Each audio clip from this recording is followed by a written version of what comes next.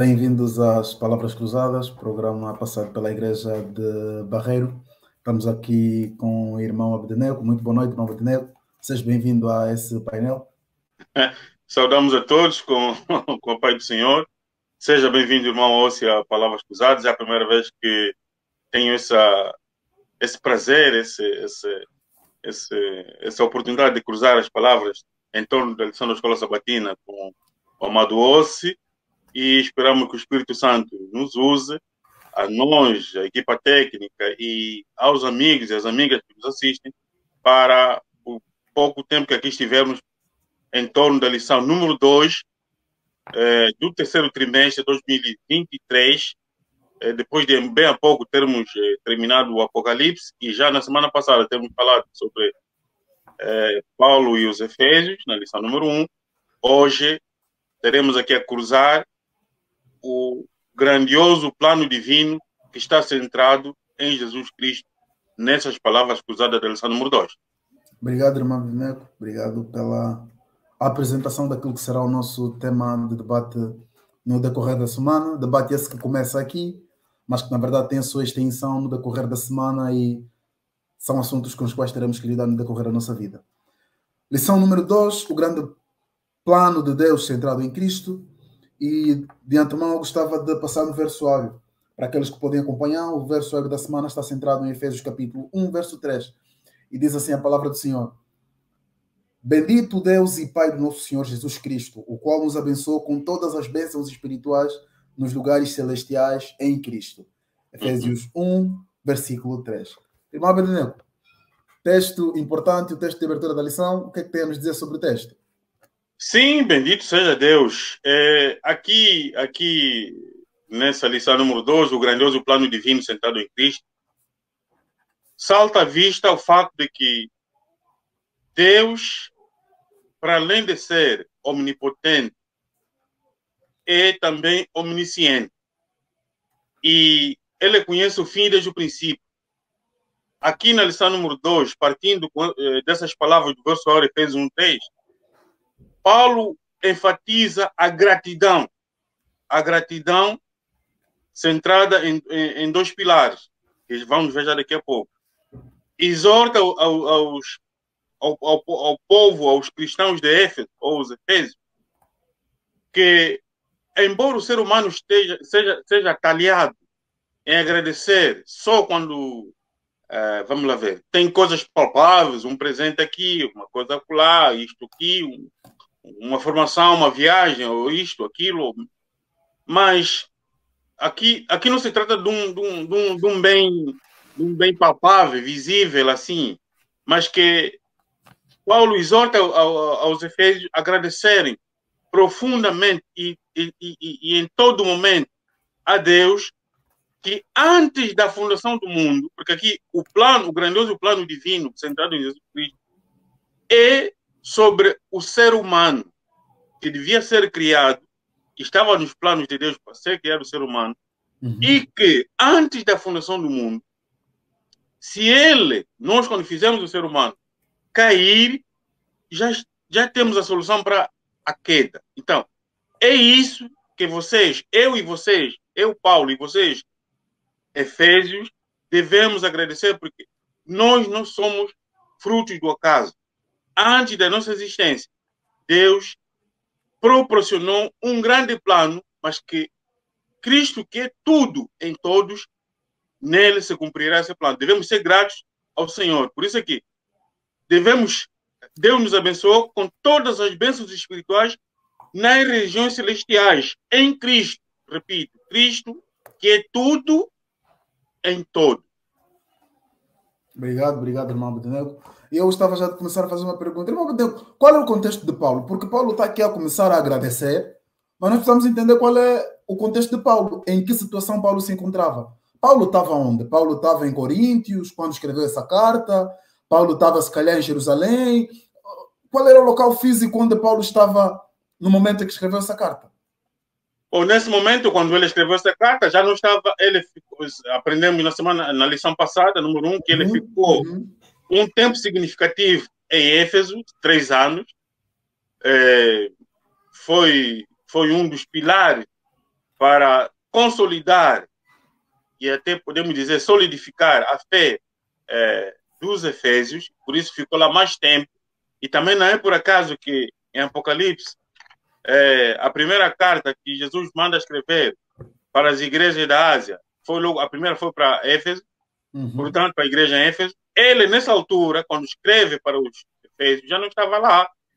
Ele estava já em Roma, segundo pesquisa, segundo o que nós aprendemos a semana passada, estava em Roma. E como entendeu que, para além do tempo que ele lá ficou, e até terá avisado que lobos vorazes, falsos profetas, surgiriam no meio dos Efésios, e isso iria complicar a germinação, o desenvolvimento da semente que ele lá deixou em Jesus Cristo, sentiu-se tocado pelo Espírito Santo, escreveu para ele estando em Roma, preso, numa prisão domiciliar. Ou seja, Paulo está preso. Exato. Paulo está preso. Domiciliar ou não, Paulo está preso, tem sua liberdade limitada. Paulo não pode circular como fazia outrora. Paulo entende que pessoalmente ele já não se pode fazer presente em Éfeso para passar tais instruções. Então Paulo escreve uma carta para Éfesos. Só que mesmo na condição em que ele se encontrava, ele começa a carta agradecendo a Deus.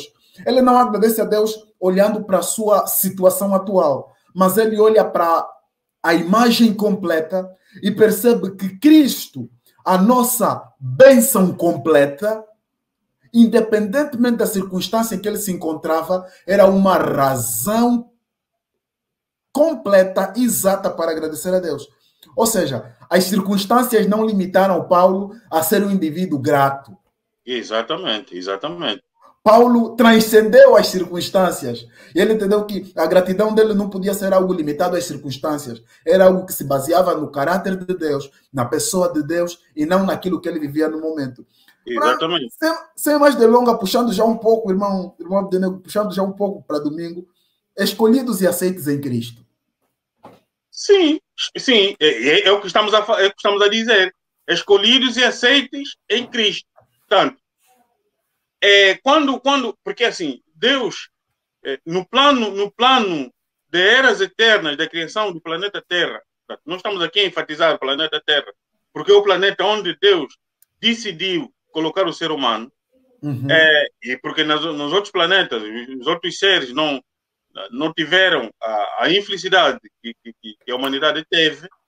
Antes de fazer o ser humano, antes de colocar Adão e Eva no jardim do Éden perfeitos, o plano de resgatá-los, caso caíssem, nós falamos isso há pouco, já estava escolhido, já estava traçado. Por isso é que nós temos essa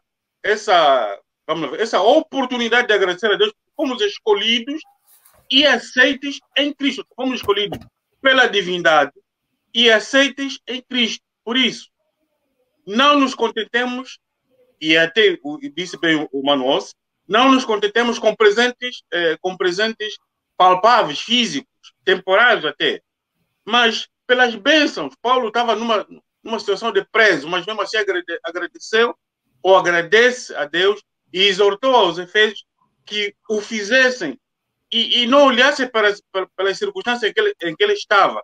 Um preso, uma pessoa naquela condição, vai escrever para nós dessa forma e a nos exortar para agradecer. Então, nós devemos ser gratos porque fomos escolhidos e aceitos em Cristo nos lugares celestiais. Cristo, depois da sua ressurreição e depois dos 40 dias que ainda ficou com os discípulos, foi entronizado definitivamente e está à direita do Pai a velar pelos nossos assuntos. Por isso, quando muita gente diz, e é bom enfatizar isso, quando muita gente diz que Deus nos predestinou separadamente uns para a morte eterna e outros para a vida eterna, e esse argumento não é bíblico, porque Deus nos escolheu eternamente para viver com Ele. Só que isso, pelo exercício do nosso livre-arbítrio, decidimos aceitar a escolha em Cristo ou não. Ou seja, seres livres criados à imagem e semelhança de Deus, exato, fazem uso da sua liberdade para aceitá-lo ou rejeitá-lo. Mas isso não determina o facto, ou seja, Deus já nos escolheu. Exatamente. E a lição tem um ponto importante já no segundo parágrafo. Falo do terceiro parágrafo, desculpa, a lição. Terceiro parágrafo, no último ponto que a lição diz assim: perdemos a salvação apenas por causa das nossas escolhas pecaminosas. Exatamente. Isaías capítulo 59, verso 2. Deus não tem os seus ouvidos tapados nem a sua mão encolhida para nos ajudar. Ao contrário, são os nossos pecados que causam separação entre nós e Deus. As nossas escolhas nos afastam de Deus. Mas, irmão, entendeu? Sim. Falou aqui uma questão da questão de predestinação. Ok, não fomos predestinados uns para vidas e uns para a morte. Mas será que nós fomos predestinados para alguma coisa? Porque se Deus nos escolheu, predestinou-nos para alguma coisa. Gostava de enfatizar esse ponto. Sim, Deus, em Jesus Cristo, o Filho amado, único daquela espécie, como homem, nos escolheu eternamente para viver. Porque Deus, quando fez Adão e Eva, os fez perfeitos. Mas como Deus não é apanhado de surpresa, quando Adão e Eva pecaram... Por que nós estamos a enfatizar isso? Porque já havia o mal. Porque o mal, quando Adão e Eva foram criados, já existia o mal. O anjo de luz terá se rebelado e já tinha criado uma situação desagradável no céu e tinha sido precipitado para a terra, antes dela ter forma como a que nós conhecemos, depois de Deus a enfeitar para a beleza do ser humano. Então, o mal está aqui convosco.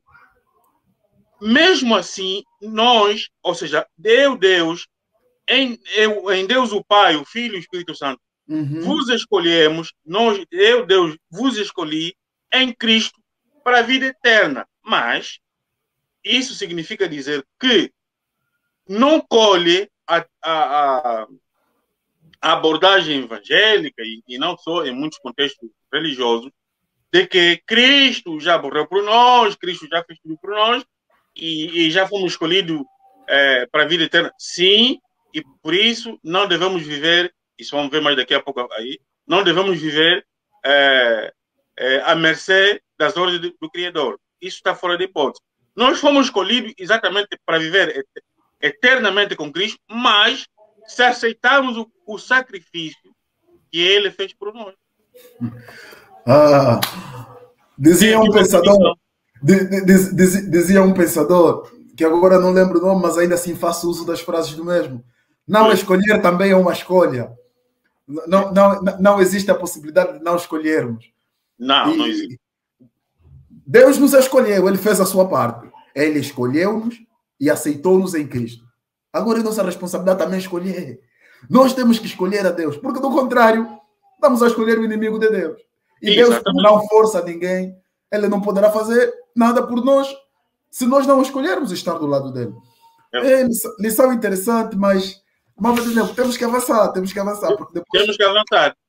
Podemos sintetizar isso tudo. Quer falar um pouquinho da lição de segunda-feira? Sim, sobre a redenção clara e perdão abundante. Aqui vai aquilo que falamos na parte final de escolhidos e aceitos em Cristo. Portanto, a redenção foi muito cara. Amigos e amigas que nos assistem, querida igreja, a redenção pela arbitrariedade do ser humano, pela confusão que o ser humano criou para si mesmo, essa redenção, porque Deus, quando estava a criar o ser humano em Cristo, bom, aqui se ele cair, eu mesmo nascerei da descendência dele. E quando a Eva foi tendo os filhos, nasce um, nasce o outro, o Redentor vai ser esse, não é? Passaram-se 4.000 anos e veio o Redentor. O Redentor, porque assim, se fosse na perspectiva do inimigo que vai passando, ou foi passando, de que Cristo iria vencer o mal, porque iria exercer todo o seu poder divino, o plano teria fracassado. É cara, por que a redenção é cara? A redenção é cara porque Cristo nos redimiu na condição de ser humano 100%. Embora ele tinha as duas naturezas juntas, mas aqui para padecer sobre os nossos pecados, escolhidos livremente por nós, ele o fez como ser humano. Veio mostrar para os seres não caídos, para os seres caídos, para toda a humanidade, que é possível o ser humano, um dia criado perfeito, viver 100% a obediência em Deus. Por isso lhe custou muito caro e morreu do jeito que nós já sabemos. Agora, o perdão é abundante. O perdão está à mercê.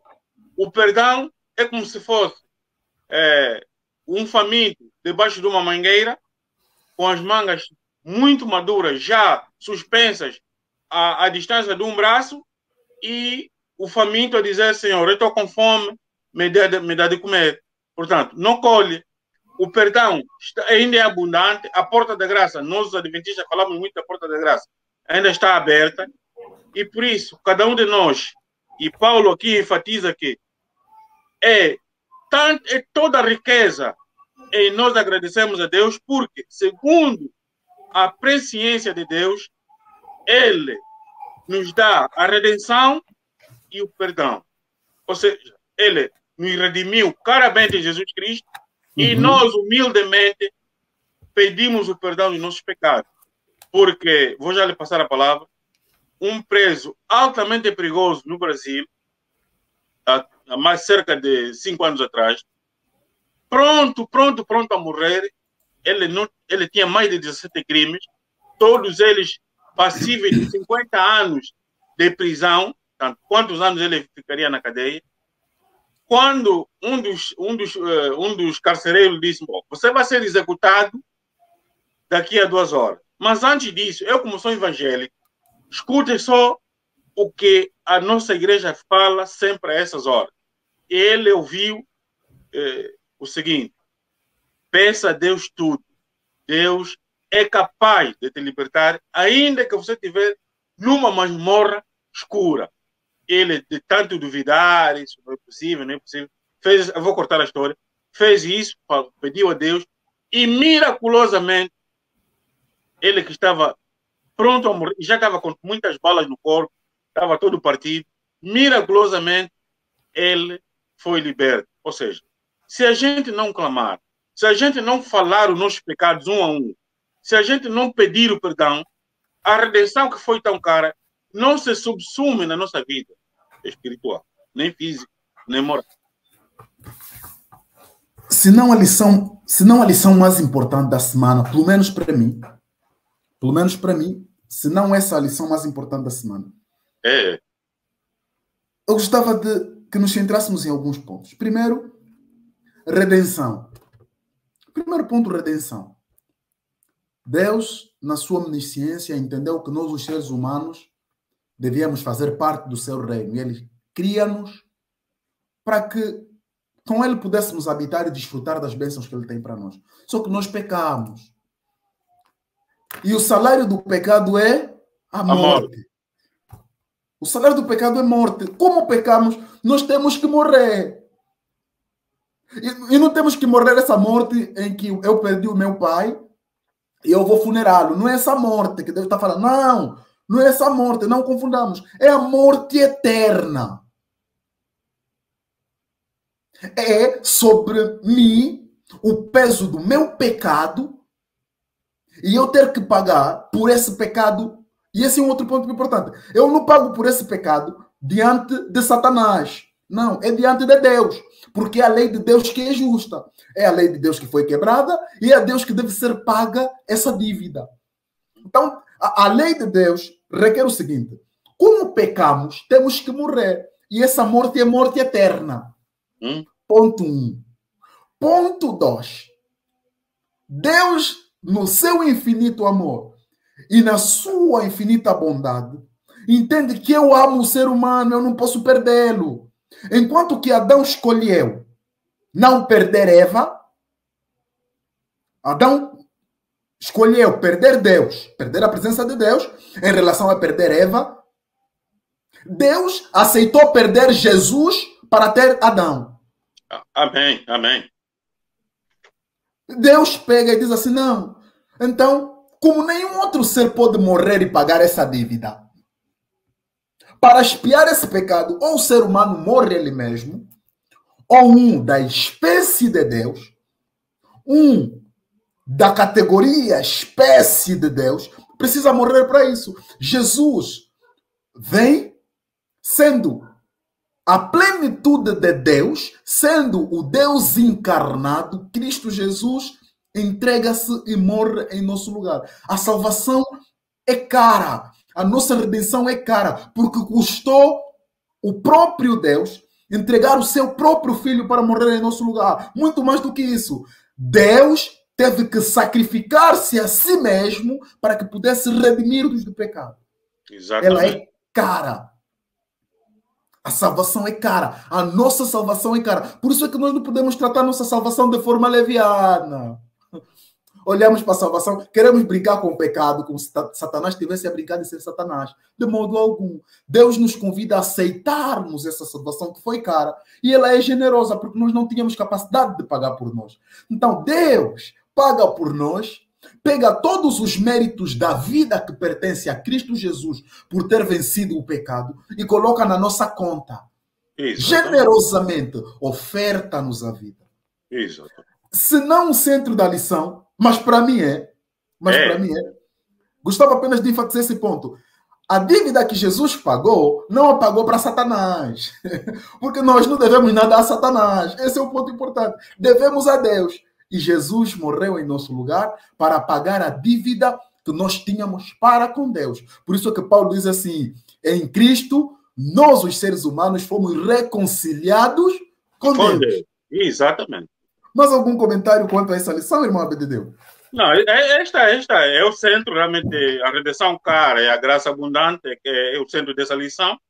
E Cristo, por isso que estamos a dizer, Cristo, Deus, em Jesus Cristo, nos predestinou para a vida eterna, e o cumprimento dessa expressão é exatamente aqui nessa parte da redenção, que só tinha que ser feita por Jesus Cristo, um com Deus, um com o Pai, um com o Espírito Santo, que deixou tudo no céu, deixou em mansões celestiais e veio morrer em nosso lugar. Mas também significa que, ou seja, essa imagem é mais ou menos ligada com o que acontecia no tempo da escravatura, onde a pessoa que tivesse a vontade de pagar a liberdade de um escravo, uma vez feita, o antigo dono já não podia reclamar o regresso do escravo, porque eu já paguei a dívida e ele agora é meu. Então Cristo nos comprou com o ouro do seu sangue, com a prata das suas lágrimas, para não voltarmos, para Satanás não reivindicar ao Senhor a nossa pessoa. Mas aqui entra a questão da justificação, que não pula diretamente para a glorificação. Amen. Passa pela santificação. Nós fomos comprados, agora devemos andar com Deus, cumprir todas as etapas. A lei é santa, justa e boa, não um fardo como Satanás o vende baratamente à humanidade, e passamos, só depois de passar pela santificação, sim, entraremos na glorificação quando Jesus voltar. Obrigado, irmão Abededeu. Terça-feira. Pois o nosso tempo já vai, não temos assim muito tempo. Terça-feira. Só estamos em terça-feira. Avança, irmão Abededeu. Está à vontade, pode avançar. Sim, terça-feira, o grandioso plano divino sentado é Cristo. É tudo que nós estamos a dizer. Portanto, o alcance prático do grandioso plano divino que foi. Não, isso Paulo falou aos Efésios, mas é a extensão do cristianismo para todas as eras, desde há 2000 anos atrás. Portanto, o plano da salvação aconteceu na plenitude dos tempos. Portanto, Deus tem o seu tempo, Deus tem o seu calendário, sempre na plenitude do calendário divino. O que foi dito por ele acontece. Quando chegou o tempo do dilúvio, o dilúvio aconteceu. Quando chegou o tempo de Abraão sair de Ur dos Caldeus, Abraão saiu. Quando chegou o tempo de destruição de Sodoma e Gomorra, Sodoma e Gomorra foram destruídas.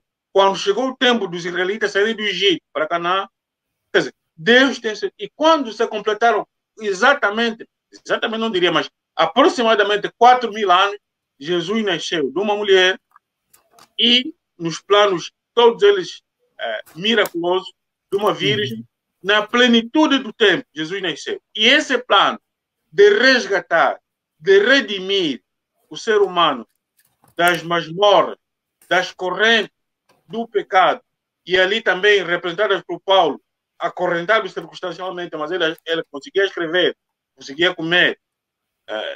Então, esse plano aconteceu. 4.000 anos depois do pecado, de Adão ter pecado, o Jesus veio para que o plano, o grandioso plano divino, centrado em Cristo, tivesse lugar para o nosso bem. Não só nessa vida, mas para a vida eterna. Obrigado, irmão Abdenego. E o texto-chave da lição de terça-feira é Efésios capítulo 1, verso 9 e verso 10. Eu gostava de me centrar assim diretamente no verso 10, mas não posso fazê-lo sem ir para o verso 9. Não é possível. Pois. O verso 9 diz assim: descobrindo-nos o mistério da sua vontade, segundo o seu beneplácito, que propuseram em si mesmo, de tornar a congregar em Cristo todas as coisas na dispensação da plenitude dos tempos, tanto as que estão no céu como as que estão na terra. Ou seja, Deus tem um interesse. Deus propôs isso, não é para outra pessoa, Deus propôs para si mesmo. O verso 9 diz assim: que propusera em si mesmo, Deus propôs em si mesmo reunir todas as coisas do céu, da terra. Ou seja, Deus tem interesse de reunir-nos de volta com Ele. Exato. Deus quer que nós sejamos unidos novamente com Ele. E Ele faz isso em Cristo Jesus. Cristo é o elo de ligação entre nós e Deus.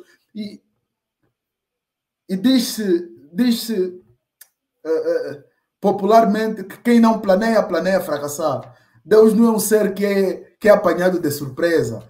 Deus, de antecedência, previu que as coisas podiam acontecer e ser levadas para esse rumo. Então estabeleceu um plano. E esse plano era nada mais, nada menos que Cristo viesse, morresse por nós, que a nós fosse dada a segunda oportunidade de escolhermos estar do lado de Cristo, em sermos reunidos novamente com Cristo Jesus. Amém. E essa união em Cristo traz uma união com Deus o Pai, com Deus o Espírito Santo, ou seja, somos restituídos ao nosso verdadeiro lugar, o lugar de príncipes e herdeiros do trono de Deus. O tempo nos pede, irmão Abdenego. Então, se calhar vou tentar avançar um pouquinho. É melhor. Quarta-feira, o tema da lição, vivendo no louvor da sua glória. E o texto está aqui é muito importante. Então, eu vou ler o texto e vou passar a lição para o irmão Abdenego para fazer um breve comentário.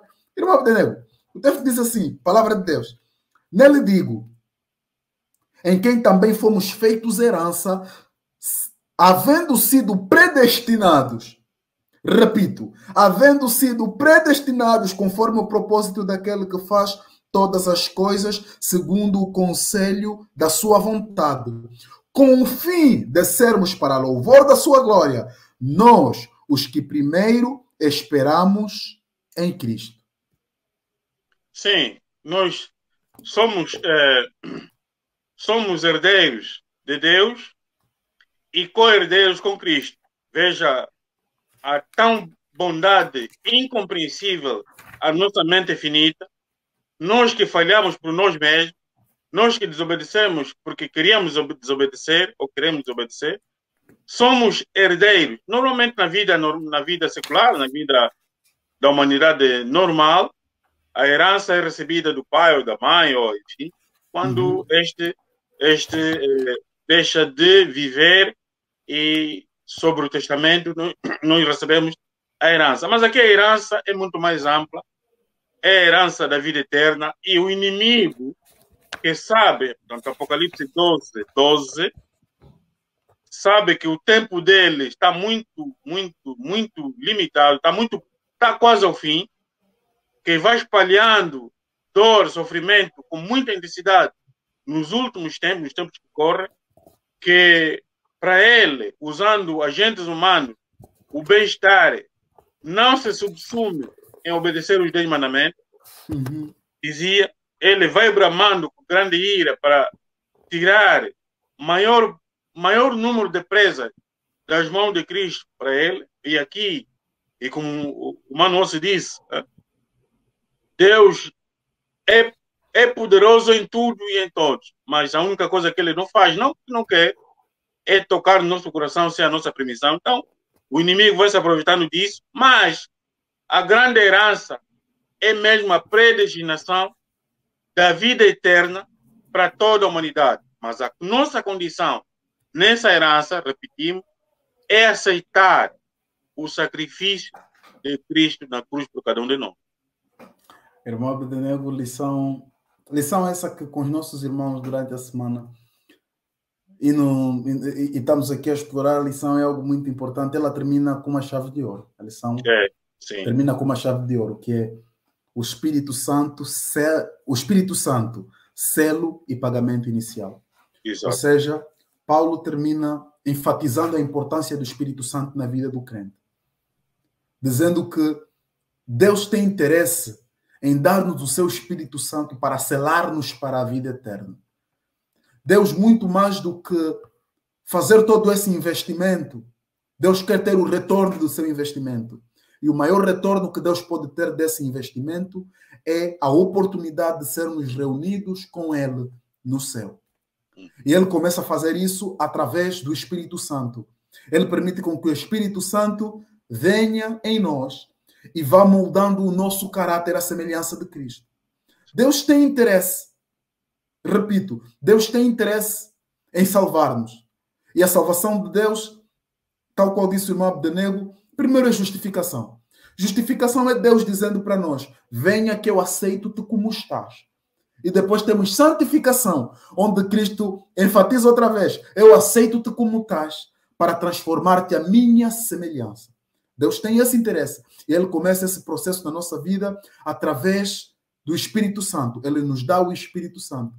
Já terminando assim, em tom de últimas palavras, irmão Abdenego, gostava de enfatizar algum ponto? Sim, graças a Deus, o Espírito Santo, que é o outro Consolador que Deus enviou para que a humanidade não ficasse à mercê sozinha das esferas desse planeta, né, através do inimigo. Ele nos convence do pecado, da justiça e do juízo. Para além do sábado, o Espírito Santo é o selo de garantia, é o que garante que a herança prometida em Jesus Cristo, que é tudo em todos, é a garantia. Nós não, tanto, como é que vamos dizer? Nós temos a certeza que quando formos quitar a dívida, a garantia é certa, porque o Espírito Santo nos usa, e aceitando isso, que ele mora em nós, para herdarmos a vida eterna. Passo a passo, dia a dia, a garantia é o Espírito Santo de que toda a promessa dada por Deus no Filho vai se cumprir e tem se cumprido, e a glorificação estará às portas, minha, do amado Osso, da equipa técnica, dos amigos que nos assistem, da Igreja do Barreiro, e não só, porque Deus não é como um homem falho, não é o que promete, não cumpre. Por isso é que dissemos há pouco, quando chegou o tempo, Jesus nasceu.